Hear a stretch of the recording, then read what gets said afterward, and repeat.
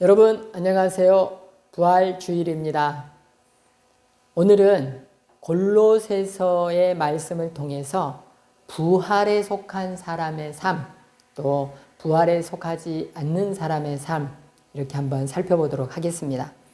골로새서 3장 1절에서 4절까지 제가 한번 짧으니까 봉독해 보도록 하겠습니다.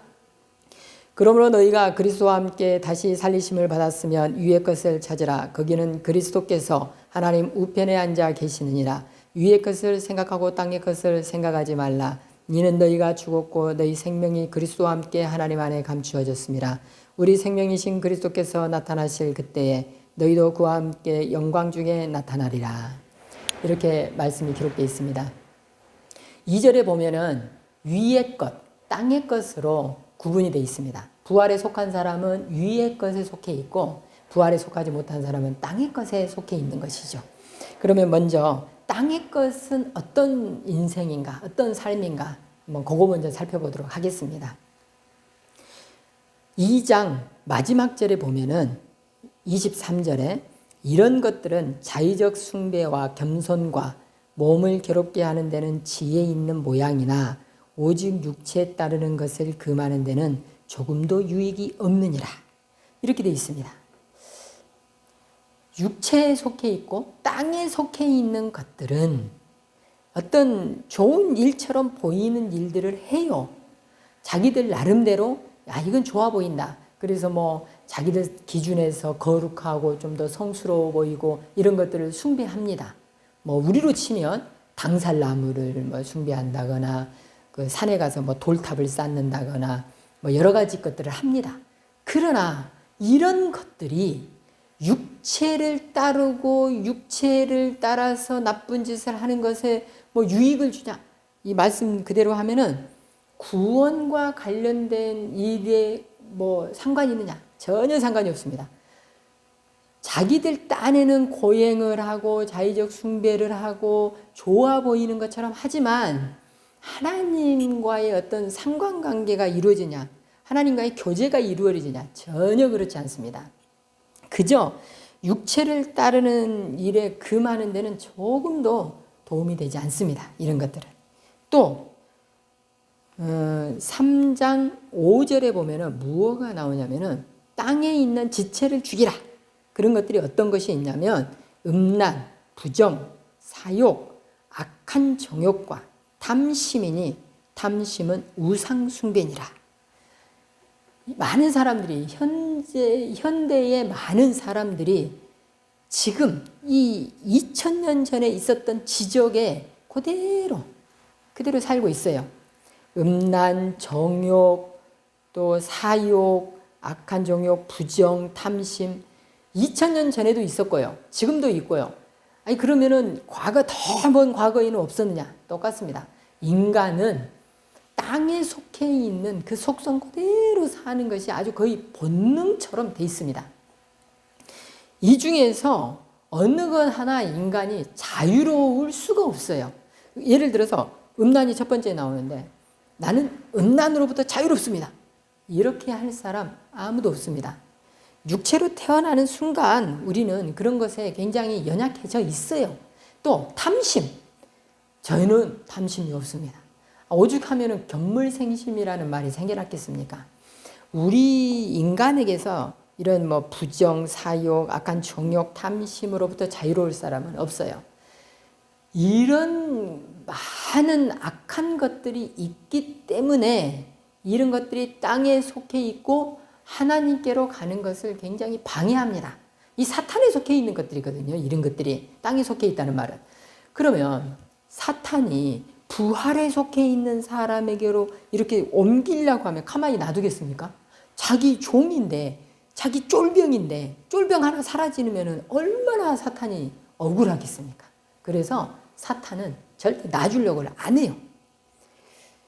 그러면 우리가 어떻게 이 사탄의 영역에서 땅의 것에서 벗어나서 부활에 속한 사람의 인생을 살 것인가? 그건 오직 말씀과 성령의 사역으로 그게 가능합니다.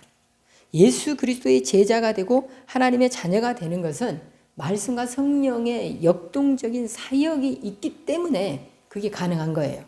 그러면은 우리는 이제 위의 것에 속한 사람들이잖아요. 그러면 위의 것에 속한 사람들은 어떤 그런 것을 갖고 있는지 한번 살펴보도록 하겠습니다. 3장 12절에 보면은 이렇게 기록되어 있습니다. 그러므로 너희는 하나님이 택하사 거룩하고 사랑받는 자처럼 긍휼과 자비와 겸손과 온유와 오래 참음을 입고, 그 밑에 절에 보면은 누가 누구에게 불만이 있거든 서로 용납하여 피차 용서하되 주께서 너희를 용서하신 것 같이 너희도 그리하고, 그 밑에 14절에 굉장히 중요한 말씀, 이 모든 것 위에 사랑을 더하라. 이는 온전하게 매는 띠니라. 하나님께 속한 사람들, 위에 속한 사람들은 이런 방금 제가 읽어드린 그런 생활을 해야 됩니다. 쉽지 않아요. 음란에 빠지고 정욕에 빠지고 사특하고 부정하고 탐욕에 빠지고 이런 거 쉽습니다. 누가 가르쳐 주지 않아도요. 이런 거는 본능적으로 알아서 합니다. 누가 그걸 뭐 공부를 안 가르쳐도 돼요. 그러나 방금 읽어드린 긍휼, 자비, 겸손, 온유, 오래 참음, 용납, 용서, 사랑, 이런 것들은요, 특별히 말씀이 들어와 있지 않으면, 성령의 감동이 되지 않고서는 되지가 않아요. 너무너무 어려워요. 많은 것 위에 사랑을 더하래요. 정말로 여러분들이 한번 그걸 마음속에 테스트해 보시기 바랍니다. 지금부터 제가 방법을 알려드리겠습니다. 저녁에 혼자 이렇게 잠자리에 들다 보면은 철저히 혼자만의 시간을 가질 수 있잖아요. 밤에 이제 불을 다 껐기 때문에. 그러면은 잠들기 전에 혼자 생각을 해봅니다. 아무도 방해할 사람이 없어요. 그때 내 속에 왼수 같은 사람 하나를 마음속에 떠올려 보세요. 그리고 이제 용서할 수 없는, 그 인간은 내가 눈에 흙이 들어가는 날까지 그 인간은 용서할 수 없어. 이런 사람이 하나 있을 수 있어요. 여러분 이제 그 사람을 떠올리고, 그 사람이 홍길동이에요. 홍길동을 딱 떠올리고는, 홍길동이도 하나님께서 사랑하는 사람이다라고 생각을 해요. 그리고 이 홍길동이도 하나님의 소중한 존재고 그 사람도 하나님께서 구원하는 사람이다. 이렇게 생각을 해야 돼요. 그리고 나서 그 사람의 인생을 긍휼히 여기는 마음으로, 불쌍히 여기는 마음으로 들여다보는 거예요. 그러면서 하나님, 이 사람도 하나님이 사랑하시는 자녀군요. 저도 이 사람을 하나님 마음처럼 사랑하게 해주세요. 한번 해보세요.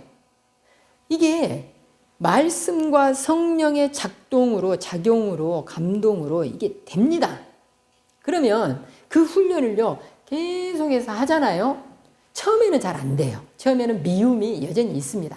내가 어떻게 이 사람을, 이거는 가정이야. 있을 수 없는 일이야. 이렇게 했는데 자꾸 기도의 자리로 가요. 그 사람을 데리고. 하나님, 제가 정말 이 사람을 찢어 죽여야 될 사람인가요? 아주 막 육시를 해야 되나요? 이런 마음이 이제 계속 기도하다 보면요, 사랑의 마음, 긍휼의 마음, 그 보살피는 마음, 존중의 마음으로 바뀌게 됩니다. 여러분들이 꼭 이걸 한번 도전해 보시기 바랍니다. 그럼 지금 이제 사랑만 말씀을 드렸지만 용서도 같은 결이에요. 지금 말씀드리는 게. 도저히 용서할 수가 없는 사람이 있는데 그 사람을 방금 말씀한 그 예를 통해서 용서에 도전을 해보세요. 말씀과 성령의 감동으로 용서가 이루어집니다. 여러분들이 이게요, 내 스스로 아까 2장에 읽었던, 2장 23절에 읽었던 자의적 숭배, 겸손, 몸을 괴롭게 하는 것이, 이것들이 지혜롭게 보입니다. 그래서 보기에는 지혜롭게 보여서 자신을 고행의 자리로 끌어가요. 사막으로 간다거나 뭐 미디어가 없는 뭐 그런 세상에서 산다거나, 실제로 그런 미국에 가면 그런 이단들이 있다고 그래요. 거기에는 정말 TV가 없대요. 미디어가 없대요. 그래서 말씀 중심으로 살아보겠다고 마을 전체가 굉장히 큰 마을이에요. 우리 한국 마을로 생각하시면 안 돼요. 굉장히 큰 마을이 있는데 거기 사람들이 그런 금욕적인 생활을 한다고 그래요. 이런 것들을 통해서 나는 저 사람을 용서할 수 있습니다. 저 사람에게 긍휼을 베풀 수 있습니다. 저 사람을 사랑할 수 있습니다. 이렇게 할 것 같지만 이게 안 됩니다. 말씀이 들어가야 돼요. 그래서 부활에 동참한 사람들, 부활에 동참할 수 있도록 성령께서 감동하셨을 때 이런 일들이 자연스럽게 일어납니다. 오늘 말씀의 제목이 세계관이 바뀌어야 한다, 이런 말씀이잖아요. 어떻게 세계관이 바뀌는가? 먼저는 가치관이 바뀌어야죠. 가치관이 바뀌었을 때 세계관이 바뀌는 것이고, 세계관이 바뀌고 나니까 바뀐 대로 삶을 살게 되는 거죠. 부활에 동참한 사람은 기존에 있던 가치관에서 다른 가치관으로 바뀌어요. 기존에 있던 세계관에서 다른 세계관으로 바뀝니다. 이게 일어나야 돼요. 머릿속에서 이게, 또 삶 속에서 이게, 생각 속에서 이게 일어나요. 자연스러운 현상입니다. 제 경험을 예를 들자면요. 제가 고등학교 때 예수님을 처음 알게 됐어요. 그러면서 고등학교가 공고인데 그동안은 공학으로 이루어진 세계를 경험해 보지 못했어요. 그래서 수치로 이루어지고 그 공학 안에서 뭐가 제조되고 변형되고 또 그 재료들은 무엇이고 이런 것들을 알게 됐어요. 그러면서 세상을 보는 시각이 바뀌었습니다. 이 세상에 있는 물건들을 보면은 공학적 접근을 하기 시작해요. 저것은 어떤 재료를 썼고 저것은 어떤 수치로 이루어져 있고 그것은 입방체로 이루어져 있고 또 저것을 만들 때는 어떤 도구를 썼겠구나. 이런 막 제조 과정까지가 막 이렇게 생각이 듭니다. 그러면서 또 다른 세계를 머릿속에서 막 이게 굴려져요. 상상이 됩니다.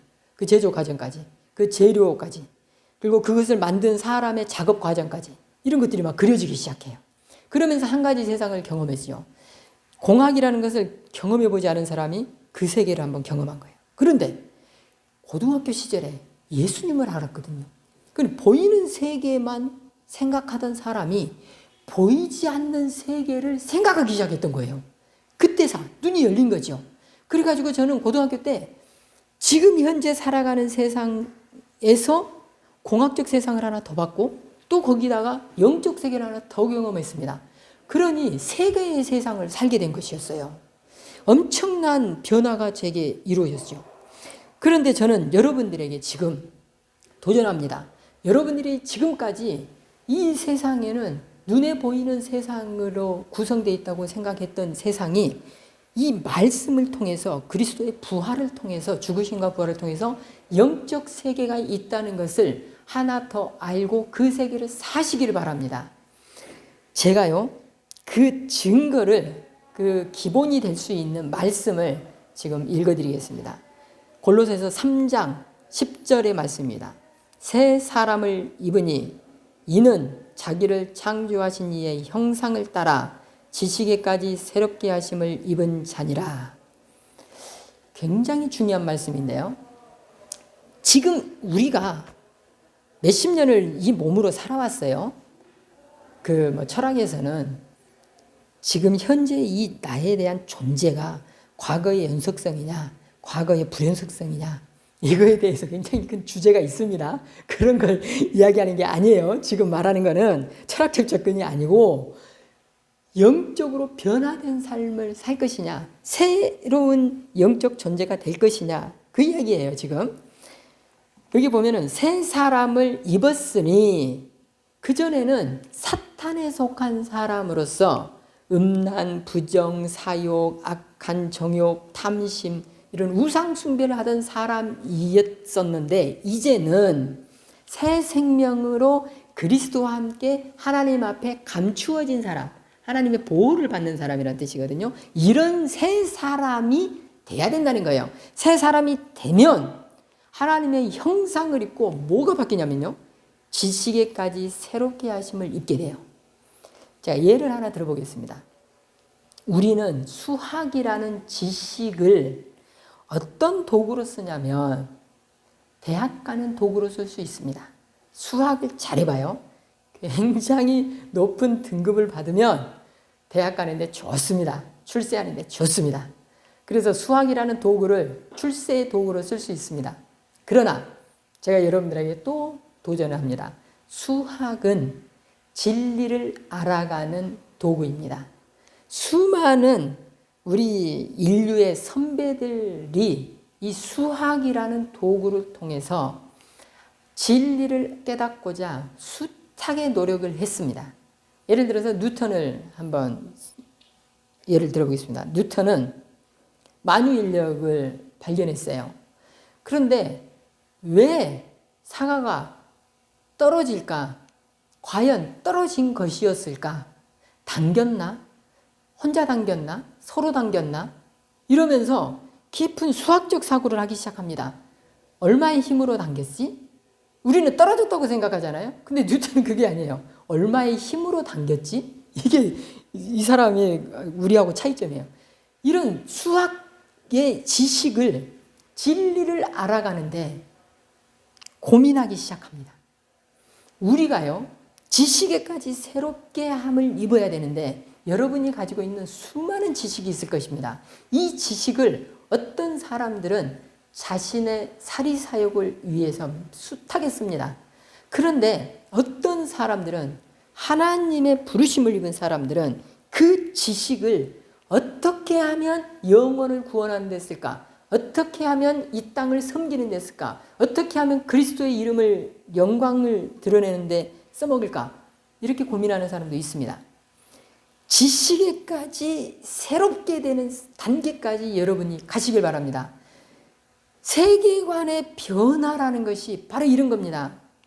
내가 가지고 있는 수많은 것들이 변화되는 거예요. 가치관이 변화되고 세계관이 변화됐으니 삶의 자세가 완전히 바뀌는 것은 너무나 당연하지요.